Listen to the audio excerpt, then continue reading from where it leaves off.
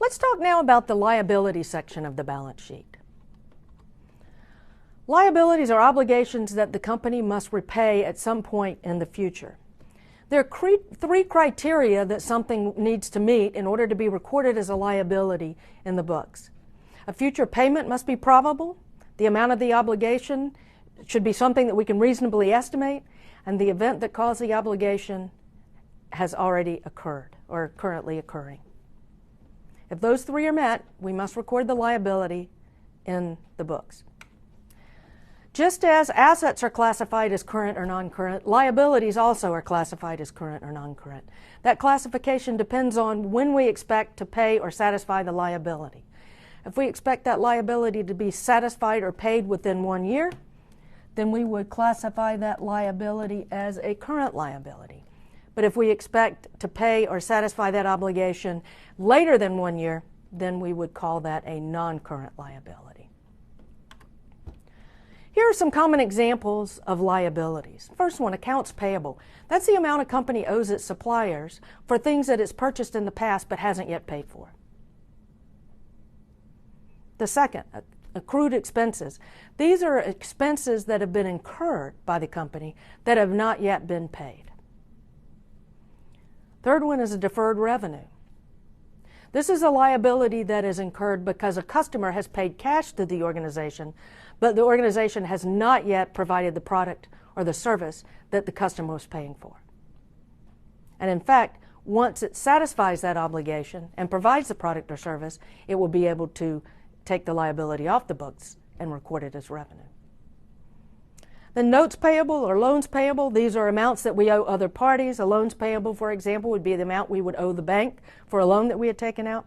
Bonds payable, that would be if we had issued bonds to investors in an effort to raise some funds, then that would be a liability that we would have to repay in the future.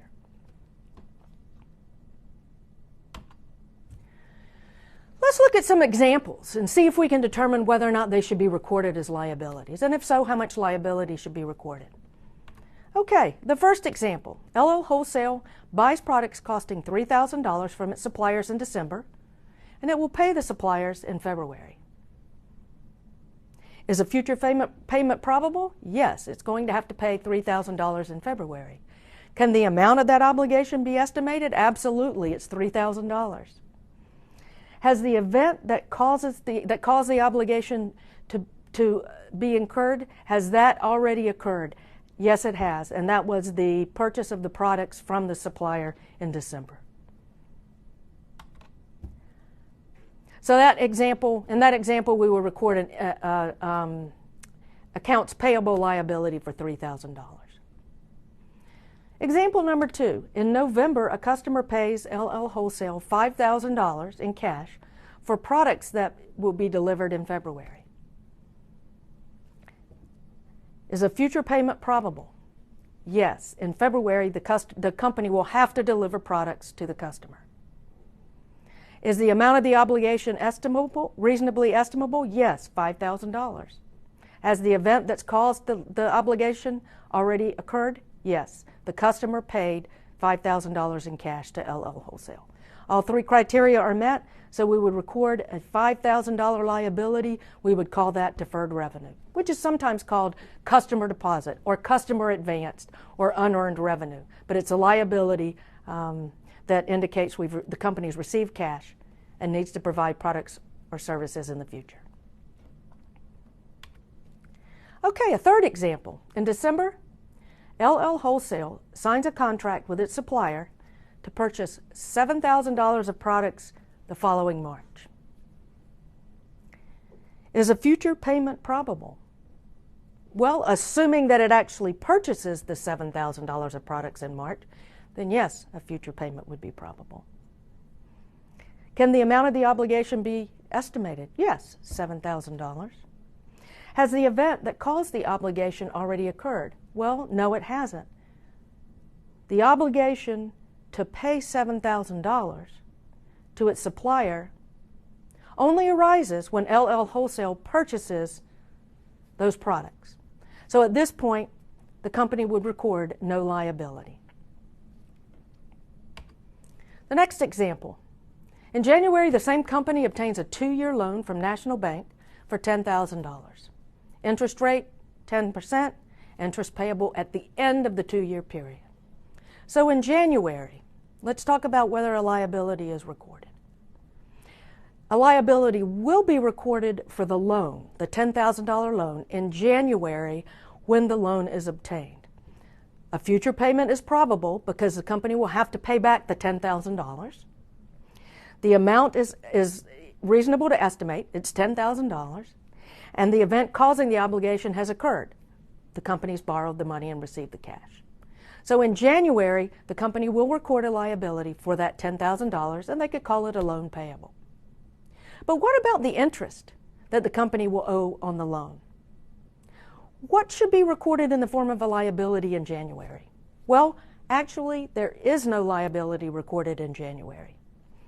Is a future payment of interest probable? Yes, assuming the loan continues to remain outstanding and is not repaid. Can the amount be reasonably estimated? Well, 10% rate times $10,000 loan gives us the amount of annual interest? Yes, it can be reasonably estimated. Has the event that causes the obligation to be incurred happened? No. Time must pass in order for the company to owe interest on that loan. That event has not happened as of January. Think about it this way. If the company went to the bank on the same day and said, I've changed my mind, I don't want the loan, it would return the $10,000 in cash and it would not owe a year's worth of interest. So, in summary, in January, the loan is recorded as a liability, but no liability for interest is recorded until time has passed. Next example, example 5. Employees of the company will be paid $2,000 in January for work completed in December. Does the company need to record a liability in December? Yes, it does. Is a future payment probable? Yes, the payment will be made in the paychecks in January. Can the amount of the obligation be estimated? Absolutely, it's $2,000. Has the event that caused the obligation already occurred? Yes, the employees have worked in December, so they are owed the $2,000. So we would record a payable, wages payable or salaries payable for $2,000 as a liability. And example 6. This is a neat one. A customer files a lawsuit for $100,000 against LL Wholesale, claiming that the products they received were defective. So customer files a lawsuit. Is a future payment probable? Well, we don't know. Can the amount of the obligation be reasonably estimated? Well, we really don't know. It depends on what the jury awards, I guess. Has the event that caused the obligation already incurred? Well, yes, it has. The products that were defective. So we have an event that causes this obligation has already incurred, but the degree to which we're sure that whether a future payment is probable or not is hard to determine, and the amount of the obligation is also hard to determine. So whether we record a liability or not depends on how probable we think a future payment is, and how confident we are in the amount that we can estimate that we will likely have to pay.